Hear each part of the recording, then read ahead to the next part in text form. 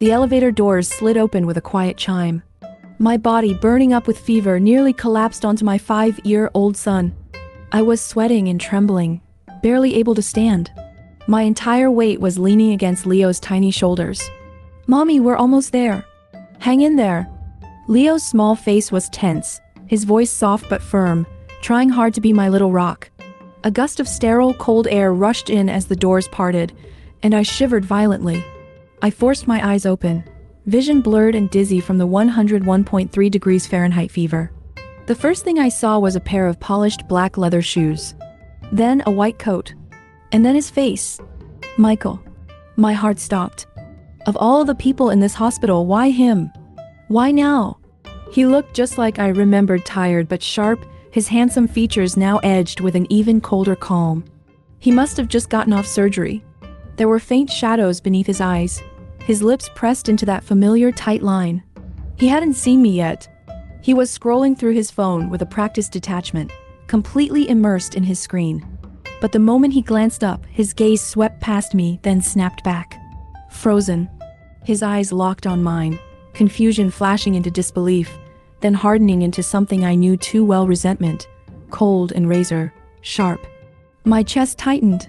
My throat burned with unsaid words. I wanted to vanish. Leo, oblivious to the electric tension in the air, stepped forward and tugged gently on Michael's white coat. "Hey, mister. Are you a doctor?" His voice echoed in the empty hallway, clear, innocent, full of trust. He reached into my hoodie pocket, pulled something out, and held it up to Michael like a trophy. "My mom has a fever, look, 101 degrees. I blinked. What did he just give him? Oh my God. It wasn't the thermometer. It was Coco's pregnancy test. Positive, 2 glaring red lines. My blood froze. I whipped my head toward Michael, heart in my throat. His face was drained of color, jaw clenched so tight his knuckles went pale around that damn stick. His eyes, dark and stormy, zeroed in on me with a fury I hadn't seen in years. "You're pregnant?" he said through gritted teeth. Then, like a fever dream, my delirious brain decided to chime in. I heard myself mumble the worst possible thing. "With yours?" Silence. My words hung in the air like a bad punchline. Michael's expression cracked, as if the words lit a fuse under his icy mask. His eyes blazed. That sharp jawline locked into place. And then came the dagger. "Well then," he sneered, voice low and venomous. "Guess that means you're cheating on your husband, or maybe he's into sharing." Boom. A blast of shame hit me like a slap. I wanted the floor to open up and swallow me whole. Before I could react, I lunged toward Leo and covered his ears, my voice breaking.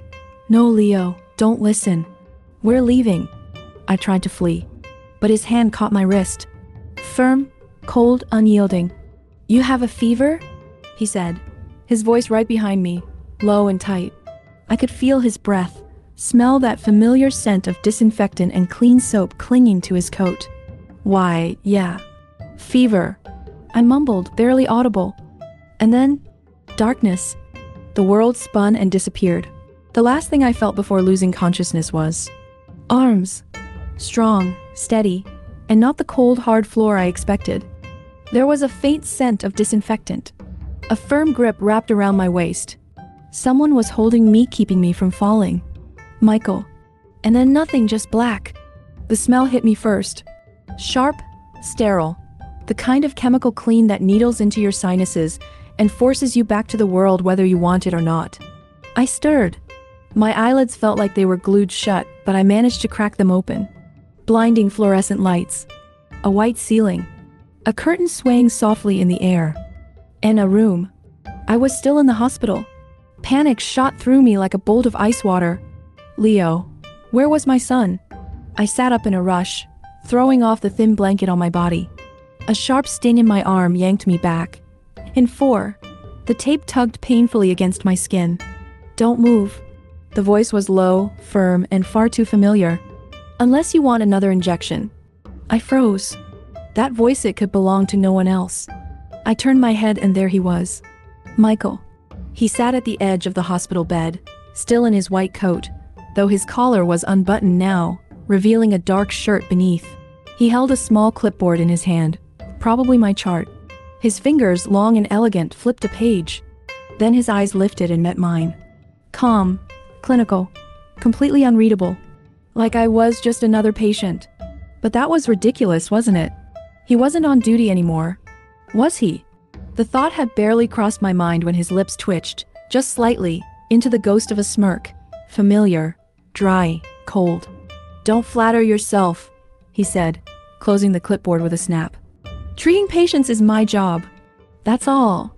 Like a scalpel, the words cut deep. A reminder of where we stood, now strangers. Doctor and patient. Nothing more.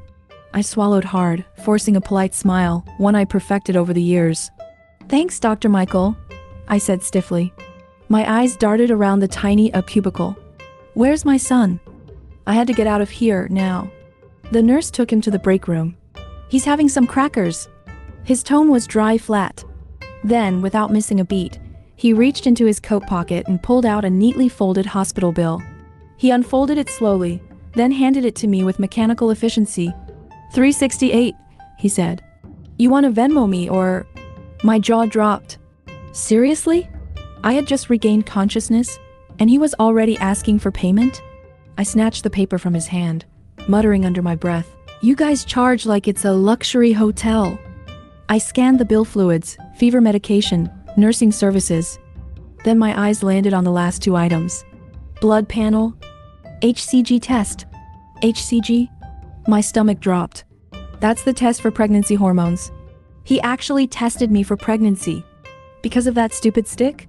My face burst into flames. I wanted to melt into the hospital bed and disappear forever. He saw it. Of course, he did.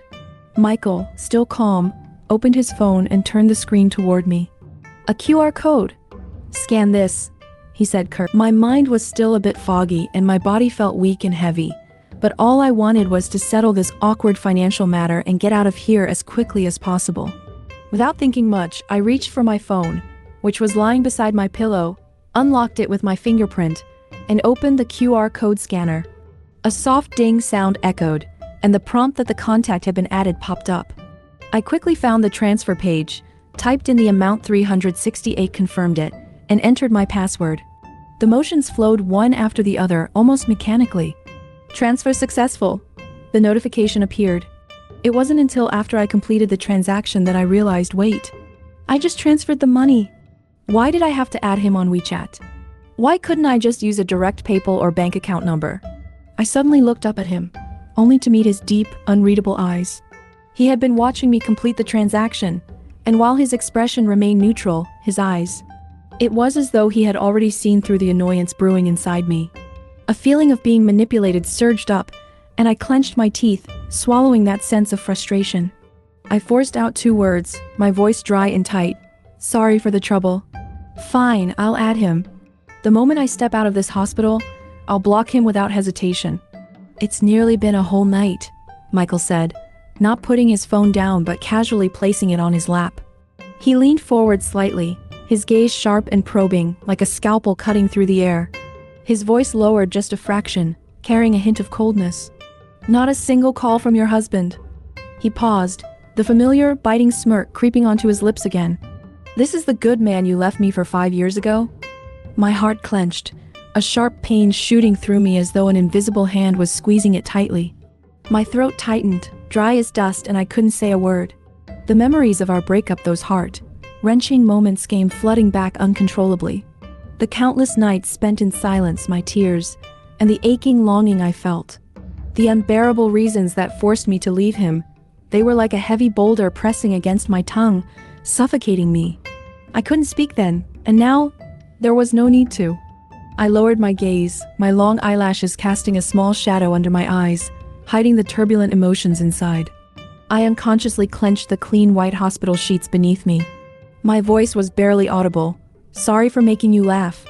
I just wanted to get better, remove this damn and take Leo out of this sterile place filled with disinfectant and his cold presence. Then, never see him again. Michael's face darkened, turning an unhealthy shade of blue. His lips pressed into a thin line, and the muscles along his jaw tightened as though they were about to snap. The air in the small room seemed to freeze, suffocating me. After what felt like an eternity, he finally spoke, his voice thick and gravelly, as though the words had been forced out of him. "Do you regret breaking up with me?" Regret? Those 3 words landed like heavy blows on my chest, striking the softest part of my heart. All those sleepless nights looking at Leo's face that resembled his, and the sharp pain of seeing him again, his cold, detached gaze. All the grief, bitterness, longing, and hopelessness flooded over me, overwhelming me. I fell silent. Time seemed to stretch on forever, each passing second feeling like an eternity. The only sound in the room was the soft drip of the four, the rhythm of the liquid echoing in my ears, like a ticking clock. Finally, I looked up and met his stubborn, expectant gaze. My heart felt like it was being ripped open, my throat tight with emotion, but the words that escaped my lips were clear and steady, filled with a cruel finality. "I've never regretted it." As soon as the words left my mouth, the blue curtain in the emergency room was suddenly pushed aside by a small hand. "Mom?"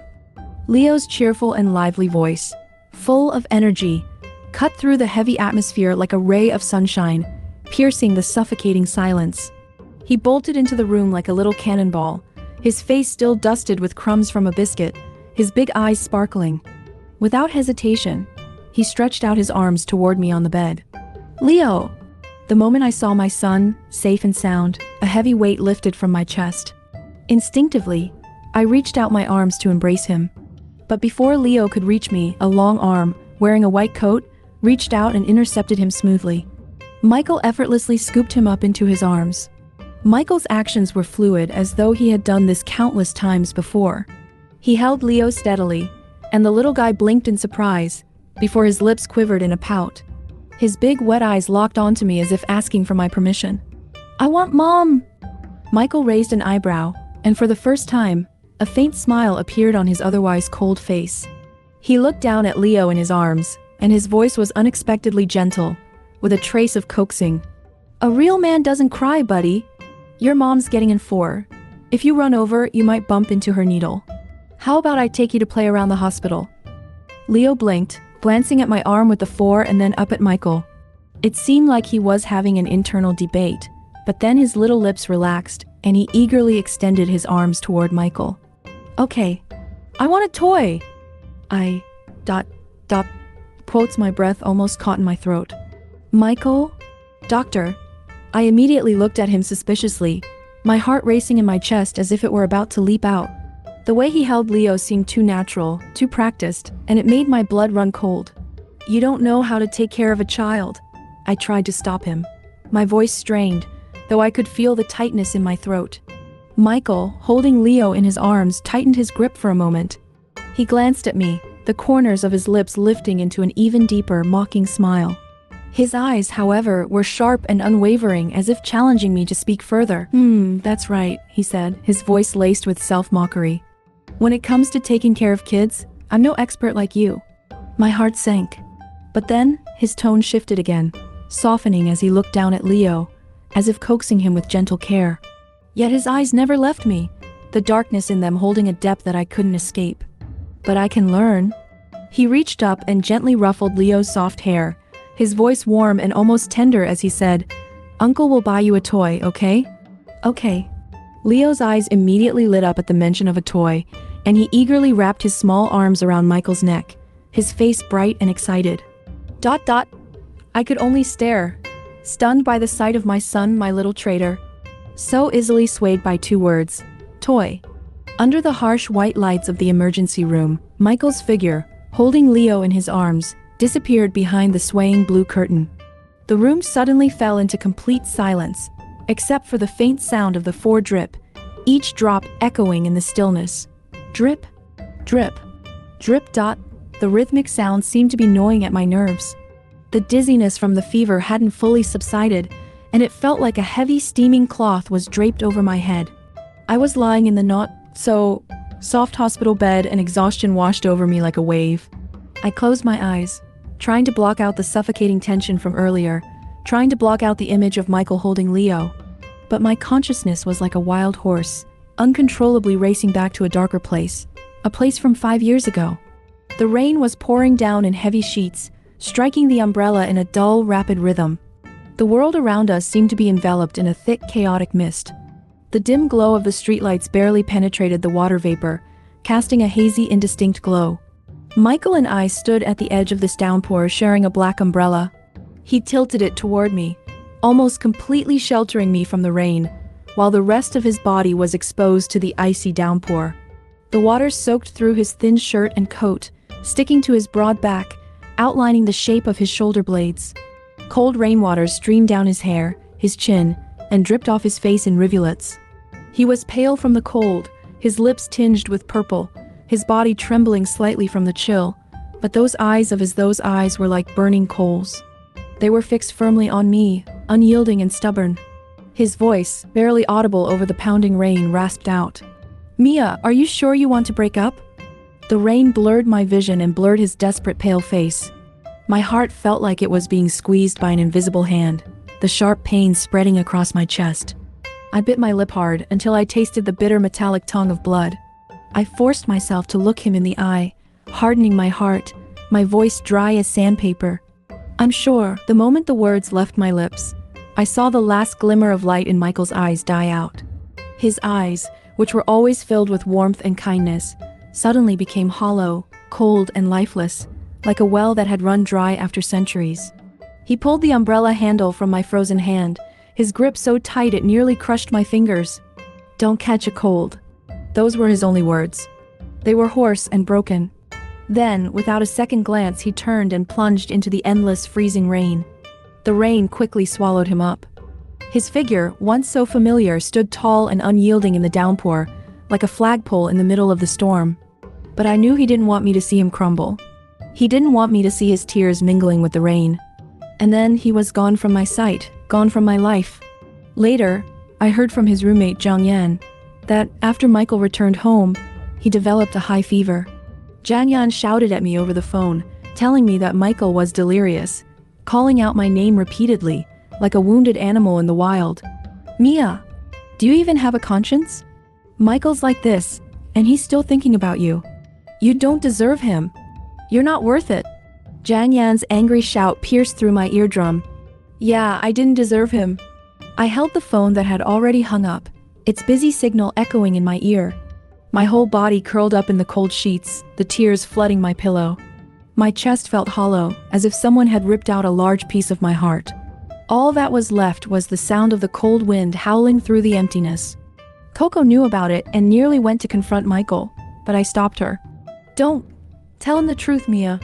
Why do you have to torture yourself and him like this?" Coco's eyes were red as she tried to persuade me. I shook my head vigorously, the tears flowing even harder. I can't ruin him. Not long after, I learned that Michael had accepted an opportunity to study abroad at a top medical school. He left the city without a sound, vanishing like a drop of water swallowed by the sea. The day after he left, I woke up in the morning with a strong wave of nausea and rushed to the bathroom, gagging. When I saw the two unmistakable red lines on the pregnancy test, I crumpled to the cold bathroom floor, my mind going completely blank. Coco found out, and after a long silence she finally spoke. "Mia, listen to me. It's still early. You should terminate it. You're young. If you keep this child, your future will be so hard. Cut ties completely and start over, okay?" I placed my hand on my still, flat stomach, where a fragile new life was growing, a life that contained both Michael's and my blood. A surge of courage and determination I had never felt before suddenly overwhelmed all my fear and confusion. I raised my head, looked at Coco, and shook my head firmly. My voice was hoarse, but there was no hesitation in it. "No, I'm keeping him." 10 months later, through excruciating labor pains and endless waiting, my little boy arrived into the world. When his wrinkled little face first touched my sweat-soaked cheek and that faint but strong cry rang out, all the pain and hardship seemed to melt away, redeemed. This little one was Michael's last gift to me, the only and most precious reminder of him in this world. He was the brightest light in my once gray life. The whole night, lying on this hospital bed in the emergency room, filled with the smell of disinfectant, the deliberately sealed, off-past memories burst through their seal like a flood, raging and tearing at my mind, relentlessly gnawing at me. I regretted my cowardly choices from back then, felt heartache for Michael's figure in the rain, but most of all, I hurt for little, naive Leo.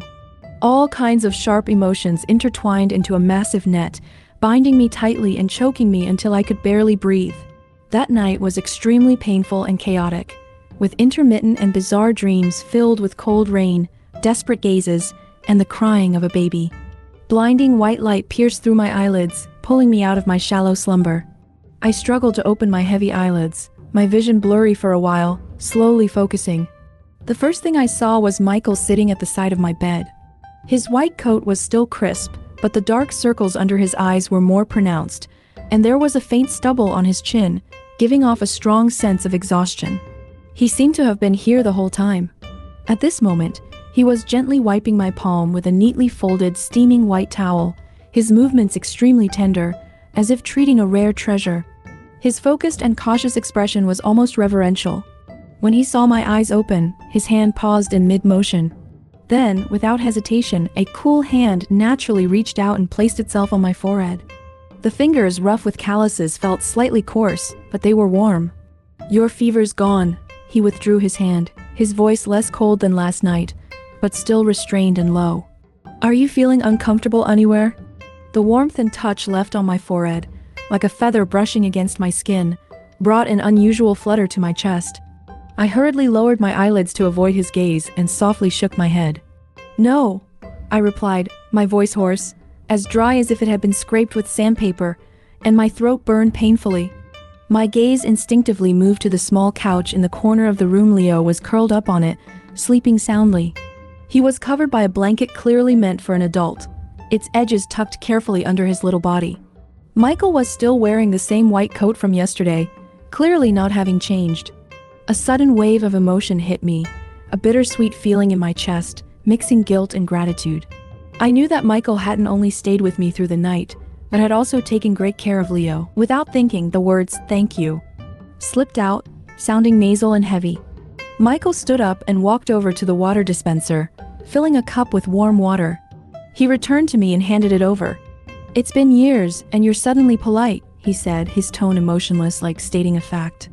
I took the cup of warm water, my fingers accidentally brushing against his cool fingertips. A small jolt ran through me, almost imperceptible, like a tiny electric shock. I lowered my head and sipped the water slowly. The warm liquid soothed my parched throat and seemed to calm the chaos in my heart. After finishing the water, the fiery sensation inside me finally subsided, and my foggy mind cleared a little. "Then, I suppose I should be polite to you." I put down the empty cup and looked up at him, trying to force a distant and polite smile, as if drawing a line between us. "After all, you're the doctor." I emphasized the word "doctor" deliberately. Sure enough, as soon as I said this, Michael's expression darkened. The warmth that had just returned to his face vanished in an instant, and his gaze turned cold and sharp again. With the fever gone and my body feeling much lighter, I couldn't wait to get discharged and settle all the bills. I just wanted to take Leo and leave this place that was making my heart so chaotic. However, just as I reached for Leo's hand, ready to leave, Michael suddenly scooped him up into his arms. "Uncle." Leo looked at him, confused. "Let's go in Uncle's car." "It'll be faster." Michael spoke naturally to Leo, his eyes glancing at me, his tone leaving no room for negotiation. A shiver ran down my spine, and my scalp tingled. This man wasn't finished yet. But seeing Leo in his arms, I couldn't just snatch him away. With a deep breath, I reluctantly opened the car door, took Leo, and sat down in the back seat. The car was small, filled with the clean, cold scent that belonged to him, mixed with the faint smell of disinfectant that crept into my nose, making my mind even more unsettled. I gave him my apartment address and then quickly closed my mouth, turning my gaze to the speeding street outside, trying to pretend I was invisible. Michael remained silent, focusing on driving. Only the soft sounds of instrumental music flowed through the car stereo, adding to the still, almost suffocating air in the car. Leo seemed to sense the unusual tension and obediently leaned against me, blinking his big eyes, curiously looking at Michael, then back at me. The car ride was silent. Finally, the car stopped smoothly in front of my old apartment. As soon as it came to a halt, Michael opened the door and got out. He circled around to the back of the car, smoothly opening the door for me. Leo hopped out of the car, and once he stood up, he surprisingly bowed to Michael, sounding like a little adult, and said seriously, "Uncle, Thank you for taking care of my mommy and me. Michael seemed a little stunned, then crouched down to Leo's level. He gently ruffled his hair and gave a faint yet genuine smile. You're welcome. That scene, damn it, it was so harmonious. It made my eyes sting. I couldn't stand it anymore. I quickly spoke up to hurry them along. Leo, say goodbye to Uncle. We're going home. Okay. Leo stretched his words, about to turn around when a familiar voice suddenly interrupted, filled with clear anxiety and concern, breaking the brief silence. Mia! Leo! Why are you two just now back? I froze. I looked up and there he was, James. Coco's husband and also my long-time friend and neighbor. He was clearly just off work, his suit jacket casually draped over his arm, his tie loosened, walking quickly toward us, his face full of worry.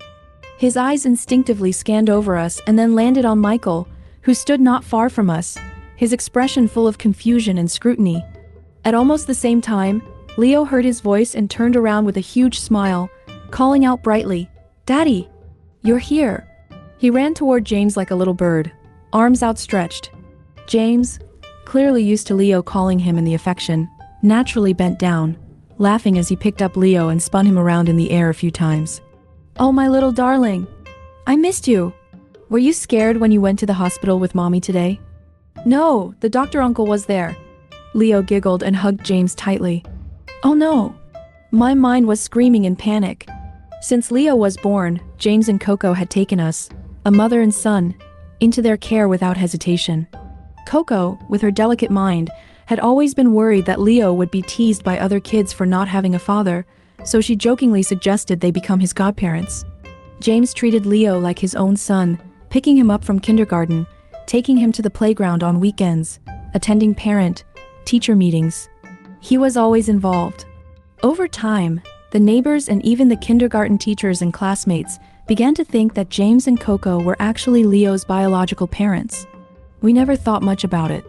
After all, we both knew what the situation was and were happy to provide Leo with the warmth of a seemingly complete family.